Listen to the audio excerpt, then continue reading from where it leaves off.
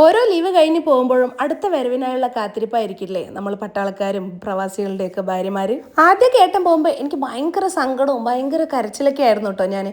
പിന്നീട് അത് നമുക്ക് അങ്ങനെ ശീലമാവുമല്ലേ. എല്ലാവരും അങ്ങനെ ആയിരിക്കും. കുറേ കഴിയുമ്പോൾ നമ്മളത് അക്സെപ്റ്റ് ചെയ്ത് നമ്മളത് ശീലമായി പോയിക്കോളും. പിന്നെ ഒരു കാര്യമല്ലേക്കും കേട്ടോ, നമുക്ക് വീട്ടിൽ നമ്മുടെ മക്കളുണ്ട്, പാരൻസ് ഉണ്ട്.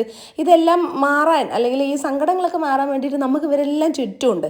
അവരുടെ അവസ്ഥ ഒന്ന് ആലോചിച്ച് നോക്കിയാൽ ആ ഒരു ക്യാമ്പും ഇല്ലെങ്കിൽ അവിടെ കാണുന്ന ആളുകളും അത്രമാത്രമേ ഉണ്ടാവുള്ളൂ. കാരണം സന്തോഷിക്കാനോ ഓർക്കാനോ ഒന്നും അവർക്ക് അവിടെ സമയം ഉണ്ടാവില്ല. പക്ഷെ നമ്മളുടെ കാര്യം അങ്ങനെയല്ലല്ലോ അല്ലേ. അതുകൊണ്ട് തന്നെ എനിക്ക് എൻ്റെ വിഷമത്തെക്കാൾ ഏറെ സങ്കടം ഏട്ടൻ്റെ വിഷമാണ് കേട്ടോ. കാരണം അവിടെ പോയാൽ അവർക്കൊരു ഒറ്റപ്പെടലാണല്ലോ. പിന്നെ അങ്ങനെ ഇതേ ലീവ് 2 മാസത്തെ ലീവ് എത്ര പെട്ടെന്നാണ് പോയതെന്ന് ഞങ്ങൾക്ക് രണ്ടാൾക്കും അറിയില്ല കേട്ടോ.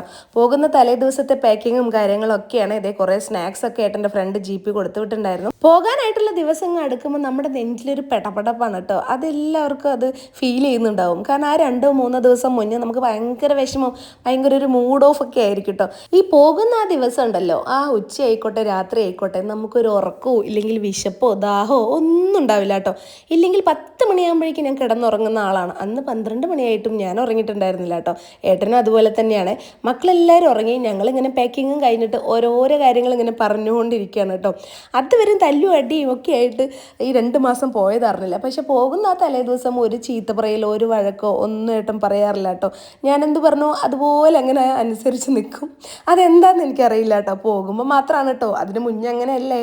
പിന്നെ ദൈവത്തെ പ്രാർത്ഥിച്ച് ഏട്ടൻ്റെ അച്ഛനെ പ്രാർത്ഥിച്ച് അങ്ങനെ ഏട്ടൻ രാവിലെ ഇറങ്ങി കേട്ടോ. കുട്ടികളോടൊക്കെ യാത്ര പറഞ്ഞ് 2 ആളും ഉറങ്ങുകയാണേ. പോകുമ്പോൾ വീഡിയോ എടുക്കാനൊന്നും പറ്റിയിട്ടുണ്ടായിരുന്നില്ല കേട്ടോ. കാരണം നല്ല മഴയായിരുന്നേ രാവിലെ.